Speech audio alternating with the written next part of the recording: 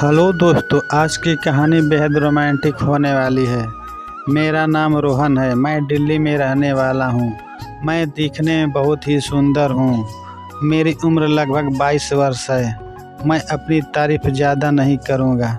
मेरे कॉलोनी के बगल में पति पत्नी और उनके 3 बच्चे रहते थे, जिसमें एक लड़की और 2 लड़के थे। सबसे बड़ी लड़की थी। दिन पर दिन वह मस्त समान होती जा रही थी। लड़की का नाम रेखा है। आंटी की भी खूबसूरती का कोई जवाब नहीं था।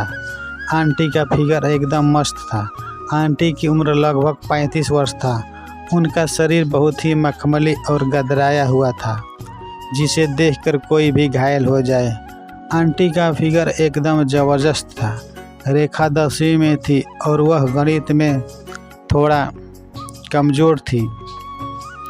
इसलिए आंटी ने मुझसे बोला कि तुम उसे गणित की कोचिंग करा दिया करो। मैंने भी हाँ कर दी और हर रोज़ उसके घर कोचिंग कराने जाने लगा। रेखा से मेरी बात होने लगी, साथ ही साथ आंटी से भी बात होने लगी। एक दिन आंटी ने कहा, चलो आज मार्केट चलते हैं। मैंने अपनी बाइक से ले जा रहा था। वह काफ़ी चिपक कर बैठी थी।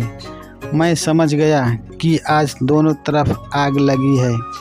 एक दिन मैंने देखा कि आंटी उदास बैठी थी। मैंने पूछ लिया कि क्या बात है। आंटी ने बोला कि तुम्हारे अंकल बाहर रहते हैं, मुझे कुछ अच्छा नहीं लगता है। तब मैंने बोल दिया, घबराओ मत, मैं हूँ ना। फिर क्या, मैंने उनके पीठ पर हाथ से सहलाने लगा। आंटी थोड़ा वो होने लगी, मुझसे और चिपक गई। शायद मुझसे वो चाहती थी। मैंने और ज़ोर ज़ोर से सहलाने लगा, लेकिन वह कोई विरोध नहीं कर रही थी। आंटी बोली, वह तो मुझे हाथ भी बहुत कम लगाते थे।